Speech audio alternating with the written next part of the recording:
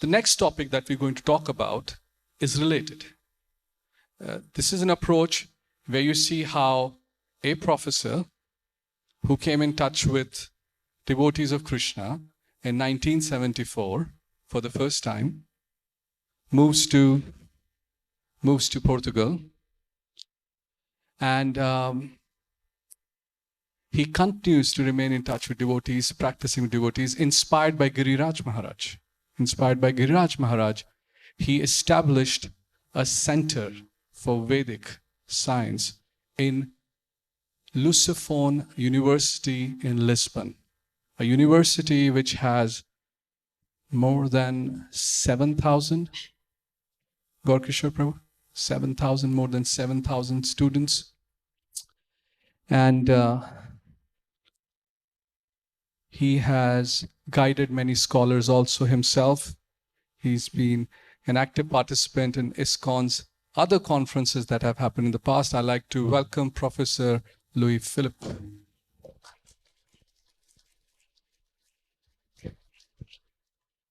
Thank you for all, and forgive me, my English is very bad, and I have a text, and I take the text, and after I can answer from the questions if they have.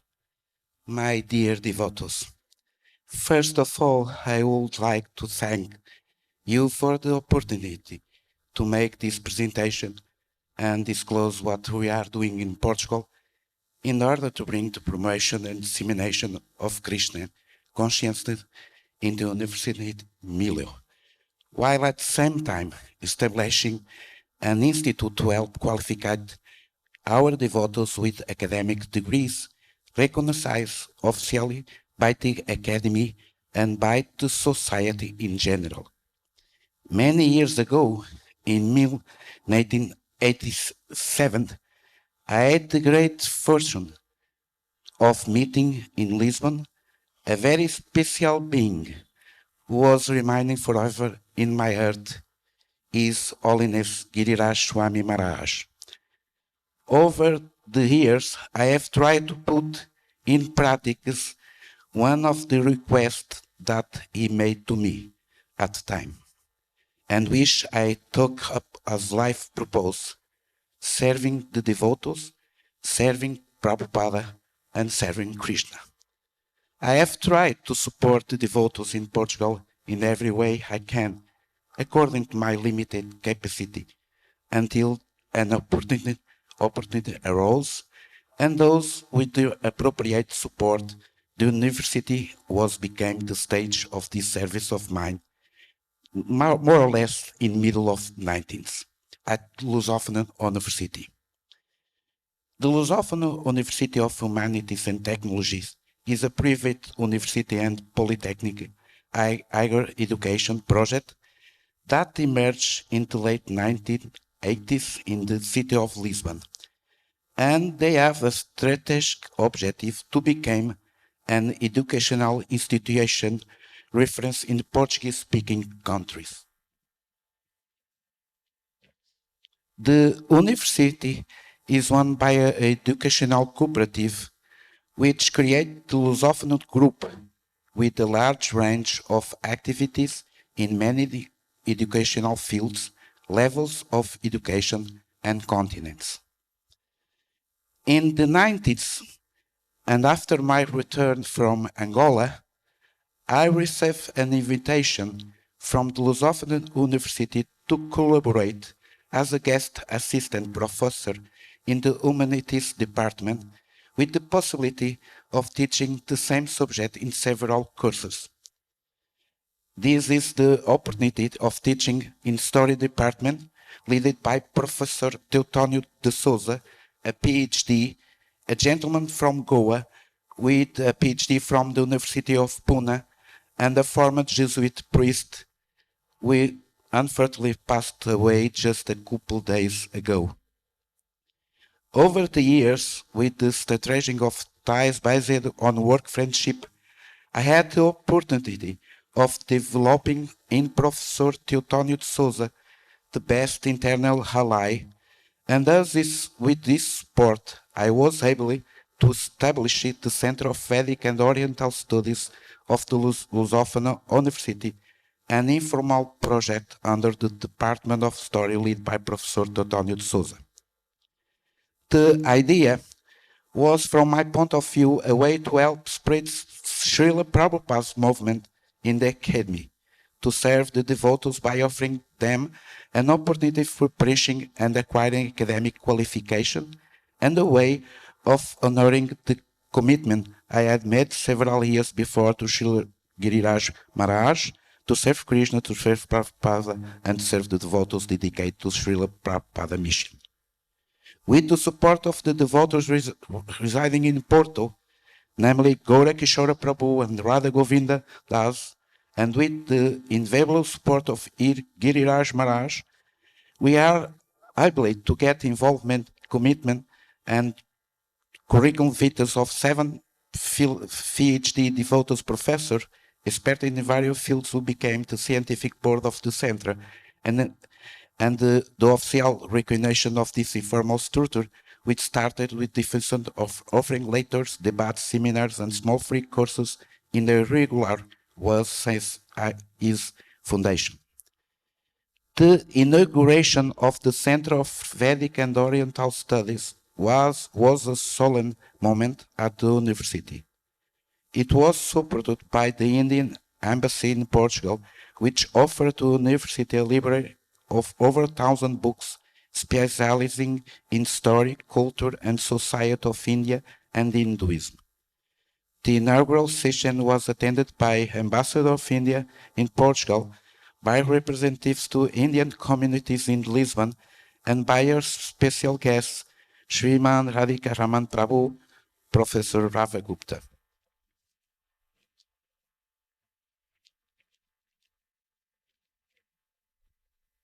Years after the creation, in 2008, and after a change in the leadership of the Religion Science Department, where the new leader showed great openness to the activities of our center, a logic transition was made, and we thus came under the Department of Science of Religion, after which the department director, Professor Paulo Mendes Pinto, proposed the change for Institute of Vedic and Oriental Studies, solidifying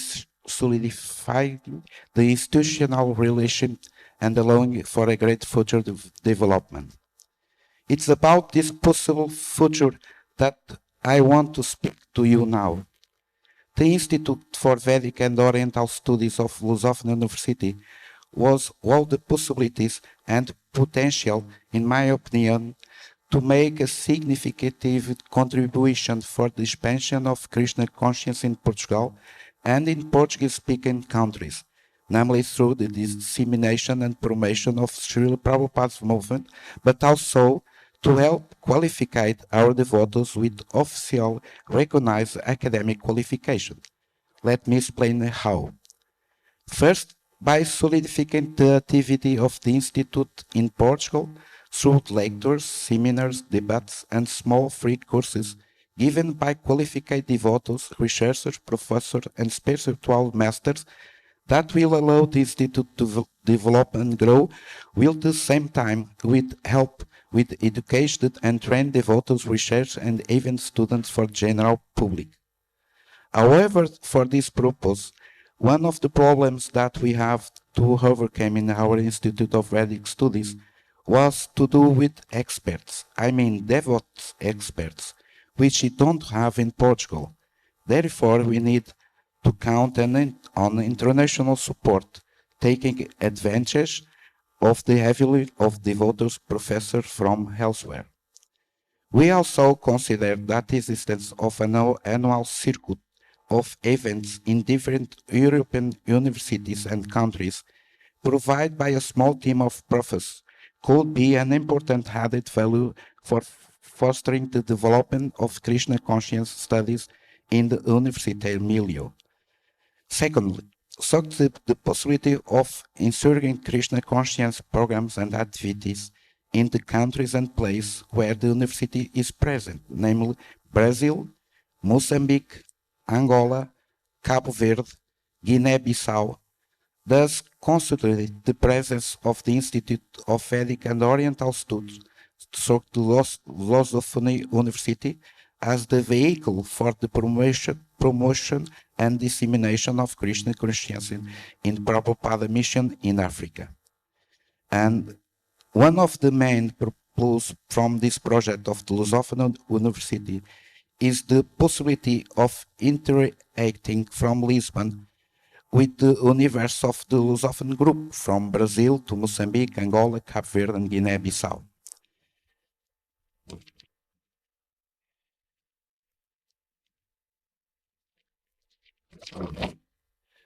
Thirdly, the development and consolidation of this project allows us to create the condition to request, after a realistic analysis, the creation of a master's degree and a PhD degree in the Vedic and Oriental studies, based on a program and a team of qualified devotees offering officially recognized academic titles to any interesting devotees.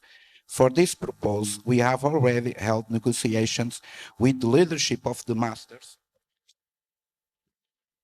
degree in Science of Religion department at different times, with the collaboration in seminars and others with Adonanda Swami,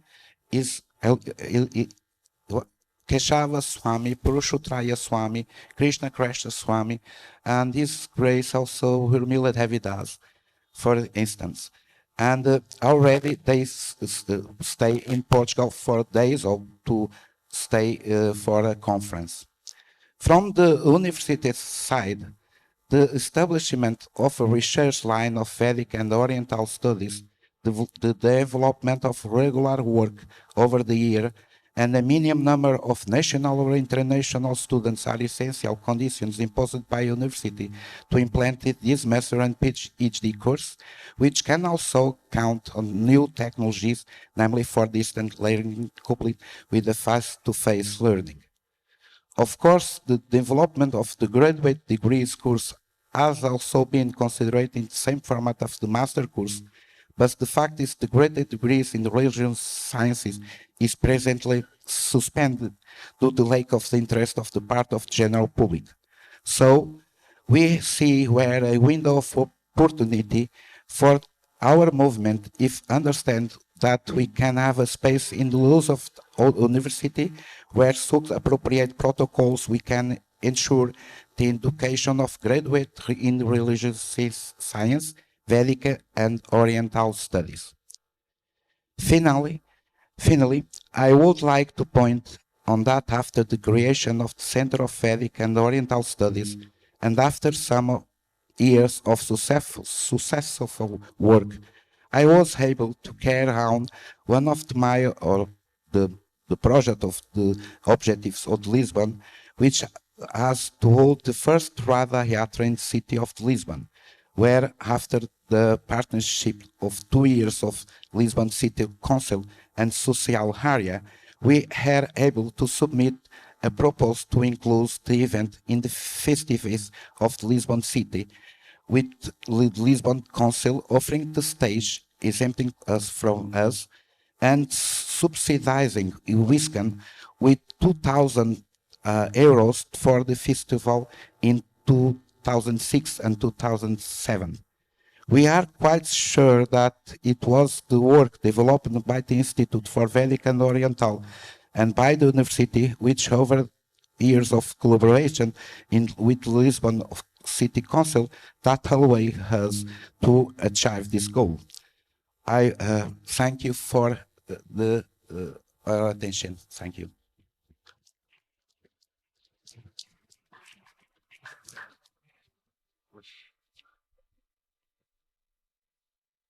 Thank you, Professor Philip.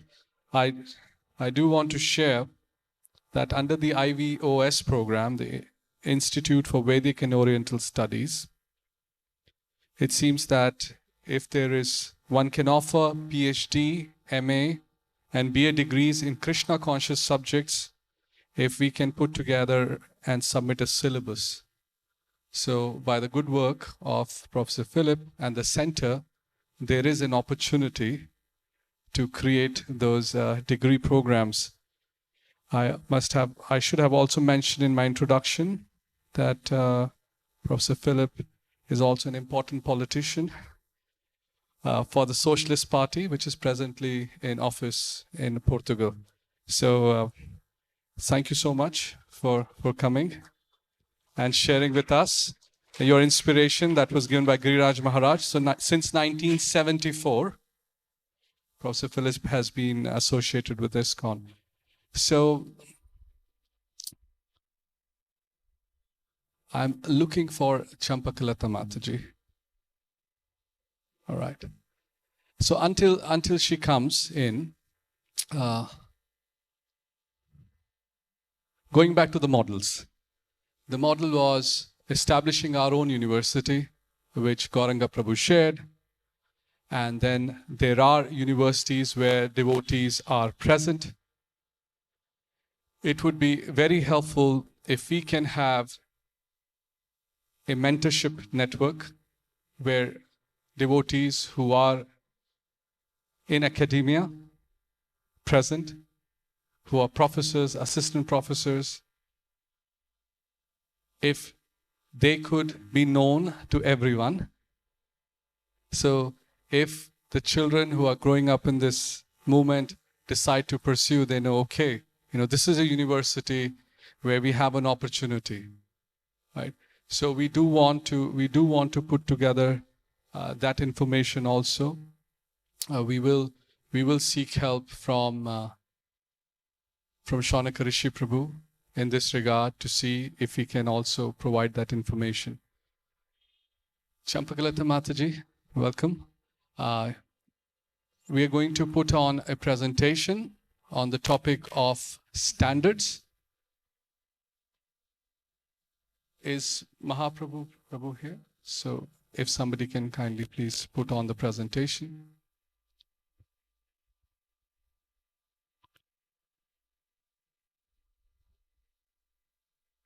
As I shared with you that a team within the ministry is trying to put together a standard for schools.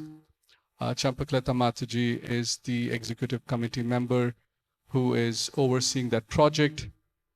She's going to, if you can make just duplicate screen, function F7 and duplicate screen. F7, function F7. All right, yes. Please, while we put the presentation together, Campakalata Mataji, you can give us some brief about the project.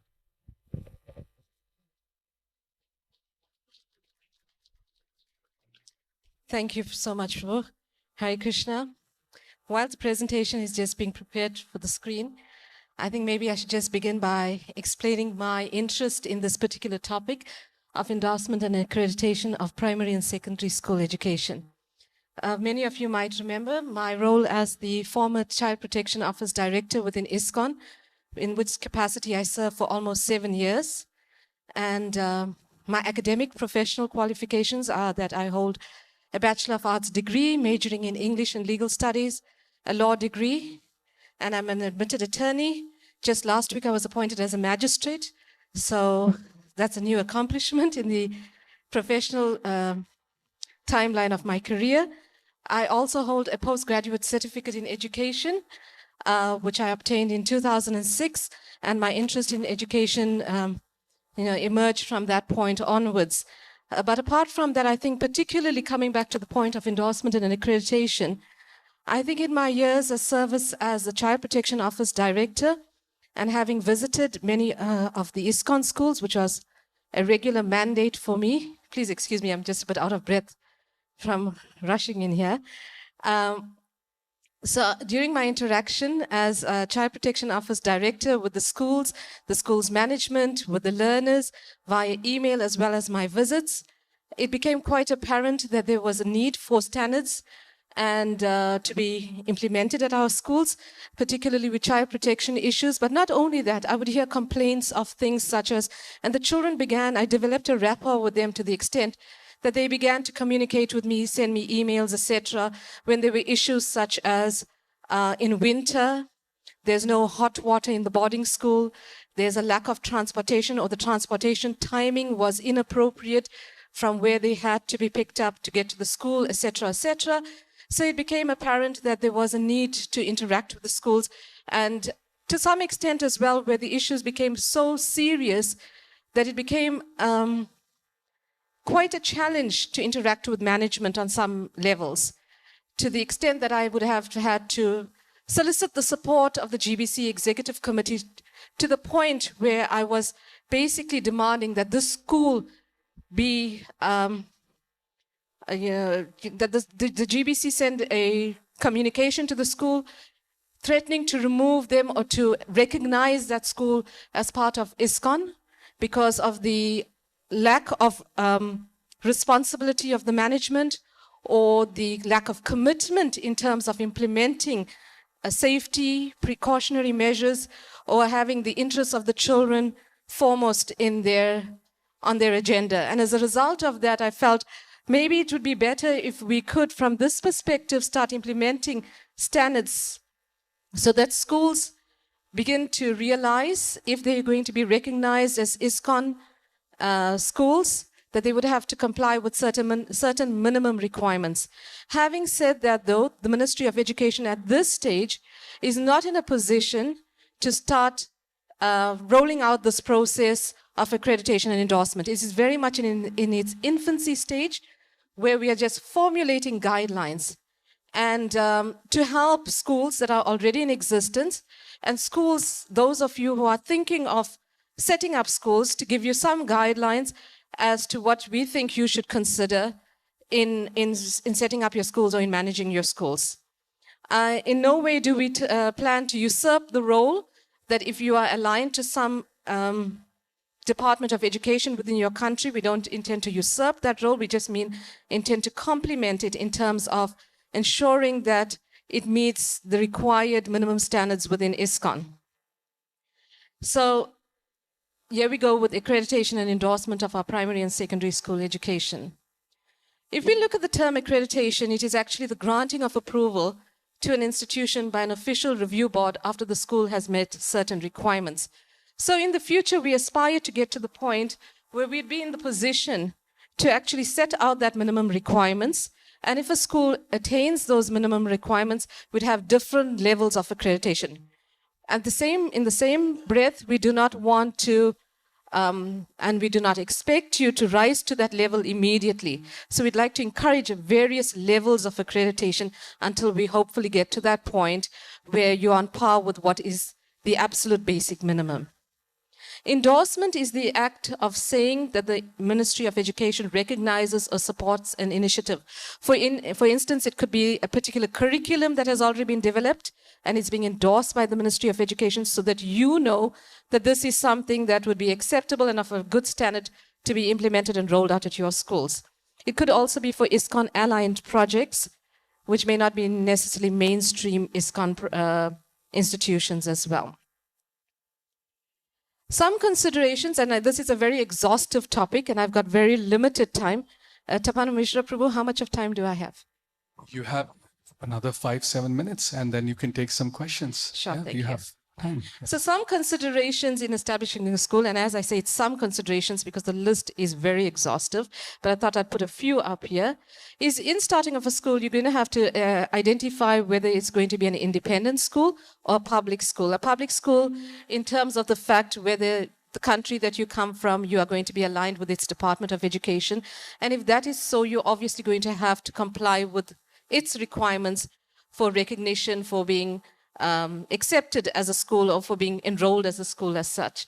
If it's a private school, of course, we're going to talk about things like, and these are other factors that you need to consider, is your funding, your management style, the structure, the governance, and all of those kind of things. What is your admissions policy? Is it going to be open to the public at large, or is it going to be restricted? Because you'd rather have these in place at the outset as opposed to later when you want to have an expulsion of a particular student because he does not comply with whatever the rule is. So the rules should be made known in advance. There should be an admissions policy.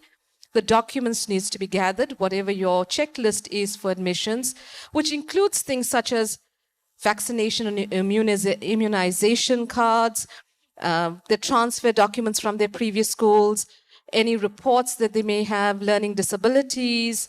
All of that needs to be taken in consideration in your admissions policy, because you don't want to say subsequently that you've have certain prejudices against a certain learner, or that you're being exclusive of certain learners as well. What will the medium of instruction be? So it also comes down to what would be the school's language policy, and you may have a home language policy, and you may have a second language policy as well. What will be the maximum class size for each phase?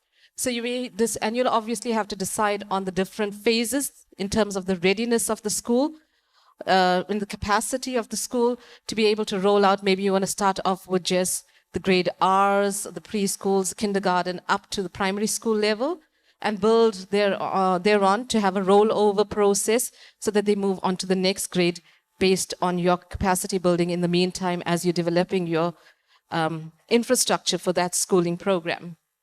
What will be the pupil-teacher ratio? So in an ideal situation, you'd need to gather do some research. And as Urmila Prabhu mentioned yesterday, why reinvent the wheel? There's so much of resources online. Even whilst I was preparing and looking at standards, I managed to access so many different secular educational departments in terms of what their requirements are and what are the ideal in terms of class sizes and ratio.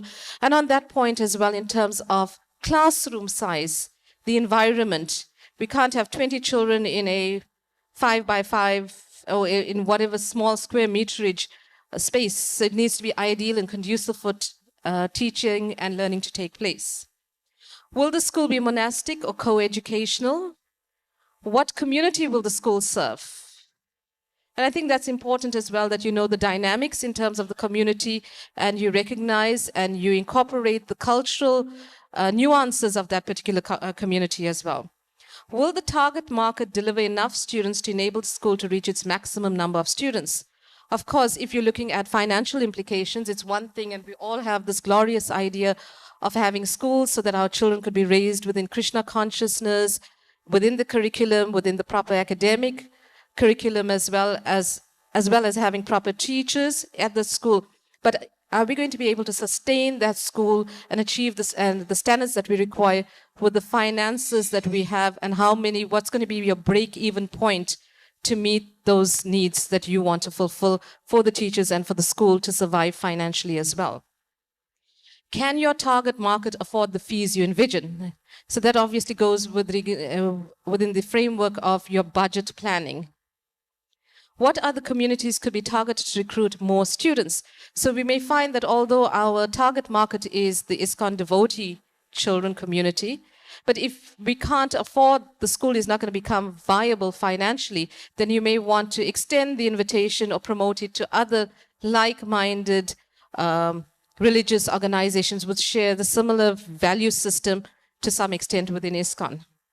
Will the school provide boarding? And I think that's a major question, because if it does, then that opens up a whole nother range of questions and requirements that would be required as well. Another important consideration would be the site of the school, because you want to look at its location in terms of access from the community it serves, and the travel time between where the learners live, whether there's going to be transport provided. If so, it opens up a whole range of other questions, such as if transport is being provided, whether there is public indemnity insurance, whether the driver has its proper driver's license, and there has to be regular checks that all of these legal requirements are met as well. And of course, with the site of the school, you want to ensure that there's proper security. It's not accessible by all and sundry walking in through the gates at any time. So security is also an important consideration on that point.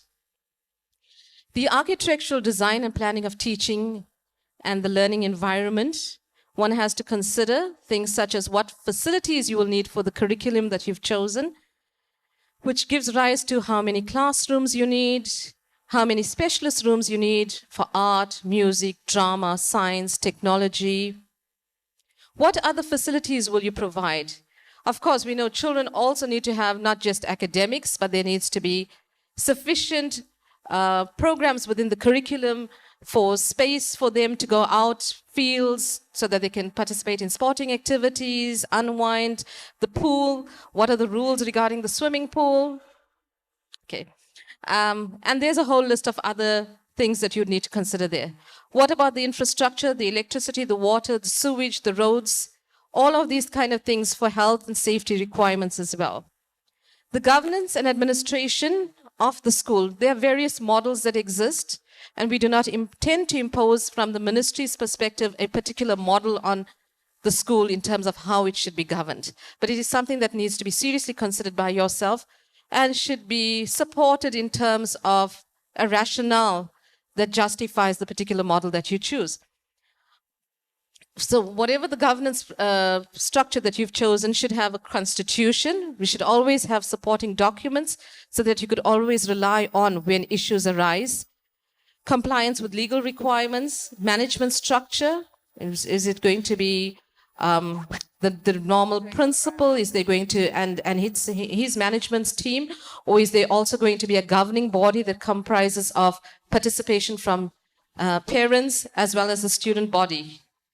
The accreditation with either the governing authority or with the Ministry of Education, your safety and security policies, and of course, all the other administration stuff that takes place, registers, inventory, financial management, and your human resources. Curriculum and assessment, I'm not going to labor this point. I think this was well dealt with, and it's beyond the scope of what my topic is today, but that's obviously something that needs to be accredited as well. And with your educational staff complement, this topic was touched on yesterday, and I just want to just labor it a bit in the sense that it is all good and well that we all have this wonderful, zealous understanding and appreciation for the need for education, but there's a particular skill, and as Urmila Prabhu mentioned, the craft for teaching. And so teachers a person may be good at IT, maybe a good IT personnel, graduated with whatever the degree is, but can he impart the knowledge? So that teaching skill needs to be there, and so there needs to be accreditation of the teachers themselves. I kind of spoke about language policy already. Financial management I've touched on in the sense that it needs to be a financially viable project, not that the Ministry of Education wants to know all your financial details, but we need to, for the peace of mind of the parents, I think, as well as all concerned, all stakeholders, that this is going to be something that's going to be sustainable going forward with the child's education. Code of conduct is something that needs to be in place, especially regarding your disciplinary processes, what is considered an act of misconduct, and what is the consequent disciplinary measure that could be implemented. Prohibition of corporal punishment, of course, and please also comply with all the child protection officers' requirements regarding discipline as well. We don't want to find ourselves with a situation like this, where is everyone and that they're all expelled. Right, so what's your policy regarding suspension and the various levels of discipline that would be implemented? Prohibition of, and I put initiation in inverted commas because I'm talking about the initiation processes that often lead to psychological problems with children subsequently, which are unacceptable in terms of what happens in the secular world. And governance and professional management of schools, I've already touched on that in terms of the various models that one may explore in terms of how you're going to govern the school. It is important, and I think current day trend, to have a student representative council, like I mentioned right at the outset, where I had students contacting me with regards to their problems, to have representation of students, a student body that contacts the management. And that brings me to a very quick wrap up of a brief synopsis of what we plan to do within the Ministry of Education. And ideally, we'd like to offer these children to Srila Prabhupada to, as they are the future leaders of ISKCON, and if we give them a good experience in their education within an ISKCON institution, they would surely carry that forward for the rest of their lives as well. Thank you, Prabhu. Just one thing about Campakalata's presentation. I think what she's saying is the difference between the sentimental idea of the school and the actually running a school. And I think we need to go with actually running a school, not sentimental ideas, because they get us into trouble, and that's been the history of ISKCON schools. And so we're proposing a different kind of history starting with these standards that she's working on.